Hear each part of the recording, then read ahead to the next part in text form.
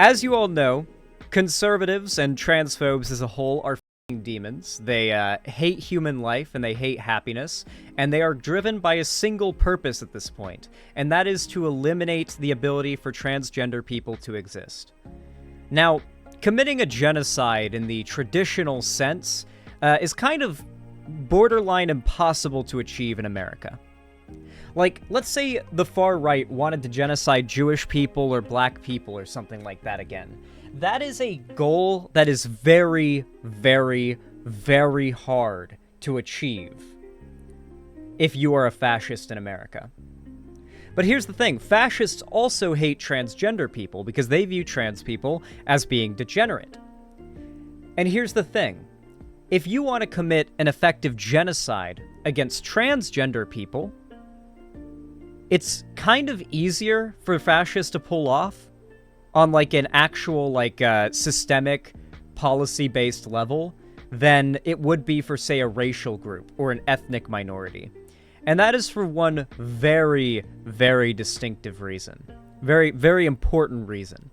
And it's the fact that trans people, by their very nature, require a certain action to be taken in order for there not to be a demonstrably high rate of mortality in the population. So, in a similar way that you could consider right-wing right-wing politicians essentially trying to ban and crack down on development of HIV and AIDS medication and treatments as an effective way of like killing off large swaths of LGBT people, pushing it as being like only a gay thing so that people who are straight would think it's not going to happen to them and not be interested in it being researched. It was like a really, really big issue. The right has done this kind of thing before. HIV and AIDS patients, the right recognized as a largely LGBT like population of people. If they can keep treatments and cures from being developed on that, Reagan administration, Nancy Reagan, then they can effectively genocide a large swath of LGBT people. And nowadays, with a lot of trans people, we know that there is, and conservatives love touting this percentage, 40% or 41%, is that the statistic? 41% of trans people have suicidal ideation. Like attempting suicide, think about attempting suicide. It's a ridiculously high percentage.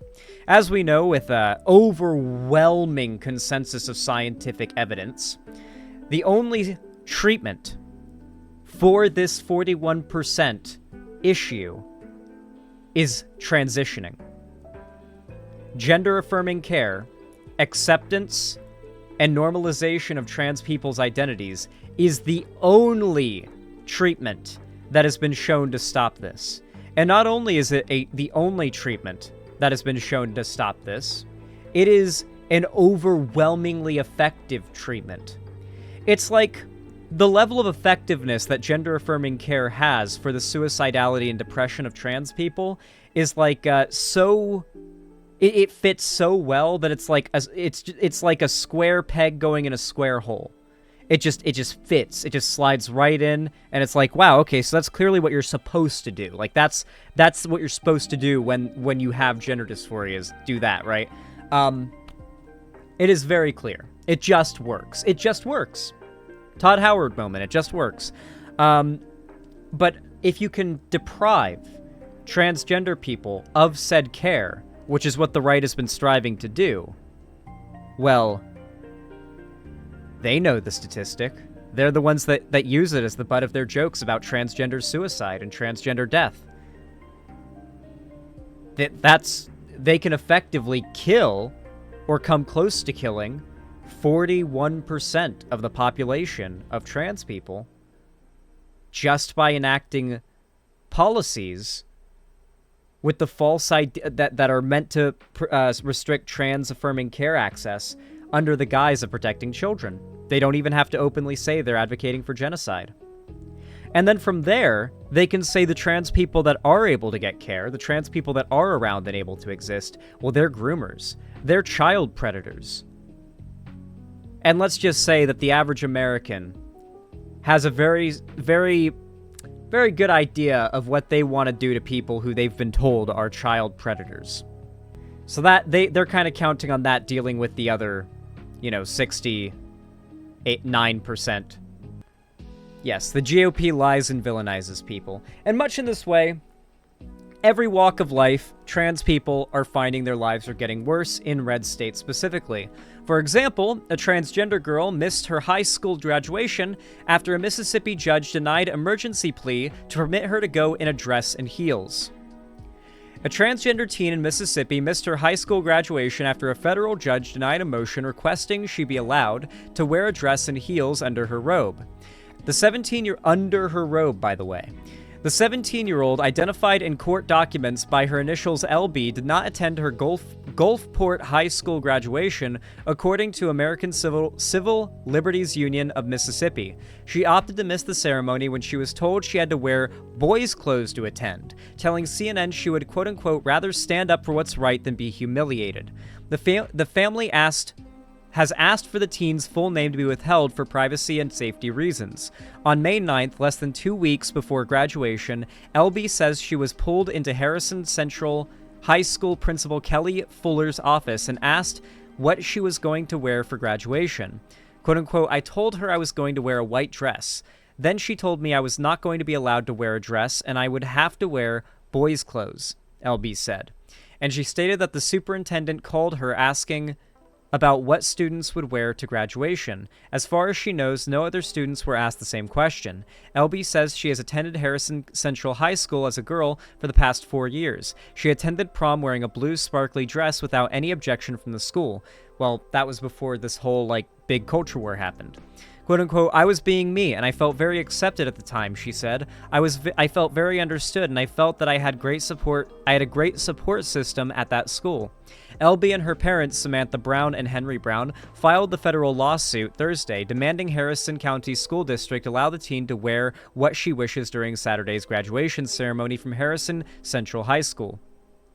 Attorneys with the ACLU of Mississippi are representing the family. The Browns cited a violation of their child's civil rights, accusing the school district of discrimination on the basis of sex and gender and violating the teen's First Amendment rights, according to the complaint. On Friday, the day before graduation, a federal judge in Gulfport, Mississippi, denied a motion filed by LB's family requesting she be allowed to wear her dress and heels at the high school graduation. The teen had picked out a dress and heels to wear with the traditional cap and gown in accordance with the school's dress code for female students, according to a media press release from the ACLU. Quote-unquote, our client is being shamed and humiliated for explicitly discriminatory reasons, and her family is being denied a once-in-a-lifetime milestone in their daughter's life. ACLU spokesperson Jillian Brandstetter told CNN in an email, no one should be allowed to miss their graduations simply because of who they are. She was not allowed to walk at the graduation. She missed it. The motion was blocked by the judge because it was a conservative local judge, because your local judge elections fucking matter. You need to actually vote in them. They fucking matter in things like this. And had there been a progressive judge in this case that had been elected locally, then chances are that girl would have been able to go to her graduation. This scares me genuinely. Oh, and believe me, their main target are the youngsters. In fact, we're going to be covering Matt Walsh's commentary on this. And in fact, you've got Matt Walsh's logo in the background. For those of you guys that don't know, I feel like I need to start bringing this up in every Matt Walsh segment. Because I feel like it just contributes to the overall creepo vibe that Matt Walsh kind of brings to the table. So Matt Walsh, you know how Steven Crowder has the Mug Club, and his fans are the Mug Club, you know? Well, Matt Walsh's fans are the Sweet Baby Gang. That's what he calls them, and this is his merch. If you buy Matt Walsh merch, it is very likely this is what you'll be getting, if it's not the What is a Woman shirt. His fans are in the Sweet Baby Gang, and his logo is a picture of a baby with his head photoshopped on the baby. Yeah, pretty weird, huh? Especially for a guy who literally has built his entire platform and calling all LGBT people groomers and pedophiles. So I thought I'd point out that is what you're seeing in the background there. That's his little sweet baby gang image. This seems to be the baby sitting up with his head on it. And then, of course, he's got his children's book. I'll go ahead and get rid of my webcam here. You've got What is a Woman? No, this would have been like a medieval Renaissance Italy, like, ball mask. A little A-bomb, a little spaceman, a little Amogus, I guess. Then Johnny the Walrus. I don't know if you guys know the story behind Johnny the Walrus, but I'm gonna go ahead. I'm gonna go ahead and tell you guys, okay? So you know how the right likes to make up this joke? It kind of goes on two fronts. You know how the right likes to claim that the left is trying to indoctrinate children through like lefty propaganda in the form of children's media? They love claiming this, right? And you know how the right also likes to say this like made-up joke about how like if trans people can exist, then like what if a kid decides he wants to be a fire truck and transition into a fire truck? Like literal South Park tier humor, like the episode where Kyle's dad decides he wants to transition into a dolphin and gets like surgery to become like a horrific dolphin monster. Like literal South Park humor. Basically, Matt Walsh decided, well, if the left's supposedly doing this thing we made up, how about we do it but for real? And he wrote a children's book called Johnny the Walrus. He also sells plushies of it for conservative parents to buy their kids. And it's literally conservative anti-trans propaganda, but it's a children's book.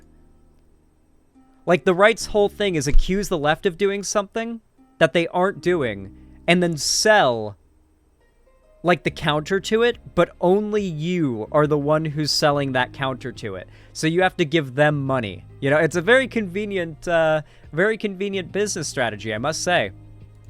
Wails of horror could be heard across the land on Sunday in response to a decision from a federal judge in Mississippi. This is a complicated case, but the end result is that because of the decision, a high school boy will be required to follow trans girl, the boy's dress code at his graduation ceremony. Her. So actually, it's not complicated at all, I guess. And actually, the wails of horror were from the ACLU and various trans activists and the media, but not from any normal human beings. Here's the report from The Guardian, quote, a transgender girl in Mississippi did not participate in her... Remember, guys, children are the enemy. They have designated that children are their enemy. Children are the target of their attacks. Every conservative accusation is a confession. When they say they're targeting kids, they're attacking your kids, that's them admitting exactly what the fuck they're doing. Her high school graduation ceremony on Saturday because school officials told her to dress like a boy, and a federal judge did not block the official's decision, an attorney for the girl's family said. We must note, as always, that in this story, transgender girl means boy, and her and she mean him and he. So that's the special decoder ring that you have to use to make sense of this gibberish. I like how, like I said, I've talked about this very often. The right doesn't have any actual arguments. They basically pretend things are more complicated than they really are, because if they can feign confusion, then they can give the impression that the thing they're feigning confusion about isn't a sound or valid argument or idea. Because the right has no arguments against any of the science or data or evidence that backs up the validity of trans people, or any of the body of philosophy that backs up why trans people are valid. All they can really do is say, oh yeah, he, she, it, whenever referring to a trans person, with this like feigning of like confusion at what pronoun to use or like who's being referred to. It's because they don't have an actual argument. But if you imply that this is an overly confusing, ridiculous, jumble of gibberish, then people will just turn their brains off and not consider a thing the opposition is saying. It's how conservative content creators can expose their audience to the words of their opposition without the words of their opposition being heard and internalized by the audience of said conservative demagogue.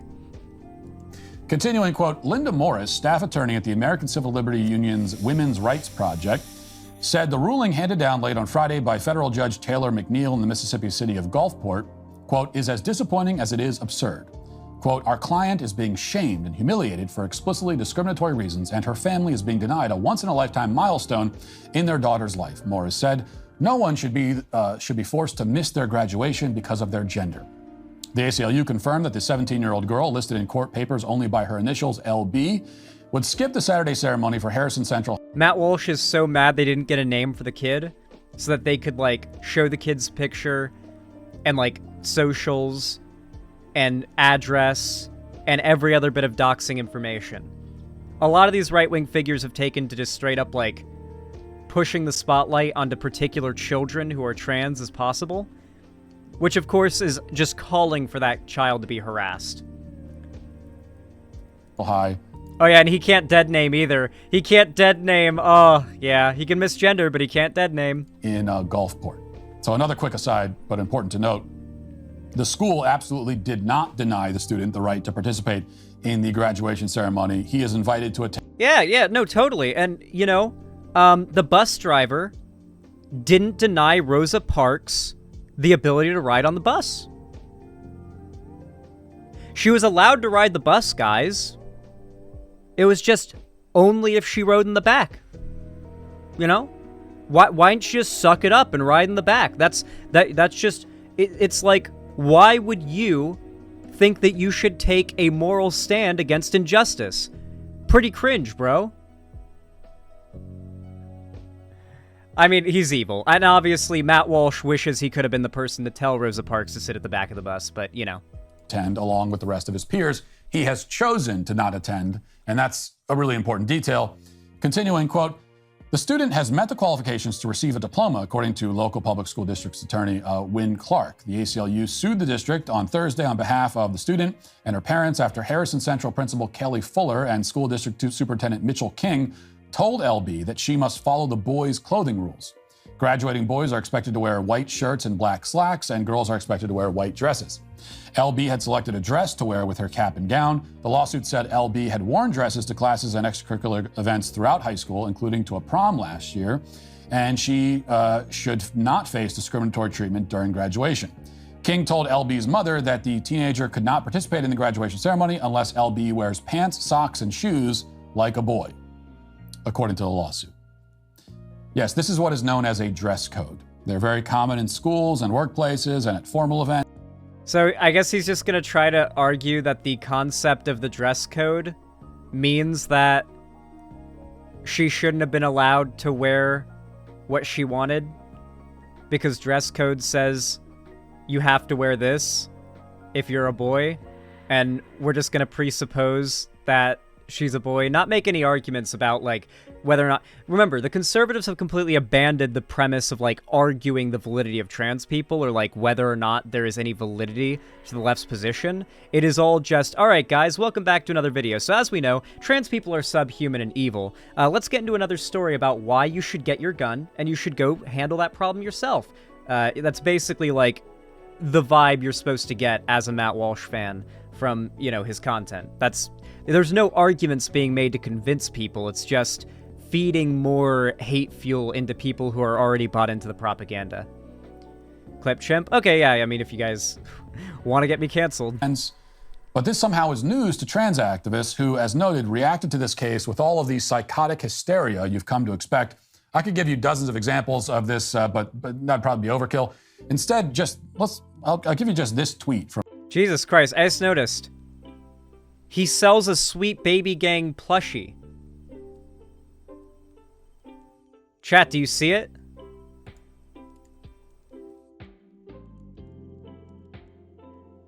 That's fucking vile, dude. That's awful. I don't want to see it. From trans-identified male Aaron Reed, and I think it should suffice. He posted, quote, this is a terrifying court decision. It's explicitly making it so that your assigned sex at birth determines what clothes you can wear. The speed in which fascism is encroaching is By the way, Matt Walsh proudly calls himself a fascist, by the way. He proudly calls himself a fascist. Unreal. This is what eradication looks like. Oh, it is? So eradication looks like requiring a boy to wear pants? I can just imagine, like, you're in Nazi Germany, right? And they're requiring the Jews to wear the fucking, the patches and shit. Like, they're requiring Jewish people to be marked in public. Like, otherwise you can be penalized, right? Like, you literally face penal and legal repercussions for not doing so. And like, somebody says, yeah, wearing this star is like, this is the first step in eradication. Matt Walsh, as like a Nazi, like, you know, propagandist, would be like, oh yes? Hold on, let me do my best evil German accent. Oh yes? This is what you think genocide looks like? I will show you. I can't do a German accent. Basically, like, doing the smug DreamWorks smile and saying, oh, you think this is eradication? Oh, I'm going to show you eradication. No, this is the first step in, like, obviously making a minority group the other and putting rules on society for that minority group being, like, lesser and being forced to live by not that minority group standards is, of course, yes, the first step in something approximating eradication. I guess this explains why it's such a struggle to get my boys dressed for church on Sunday.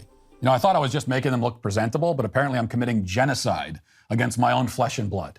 Okay, this guy basically brings up his children in every single argument that he makes, and now that I'm pretty certain he's a pedophile, I don't know if I want to platform him anymore.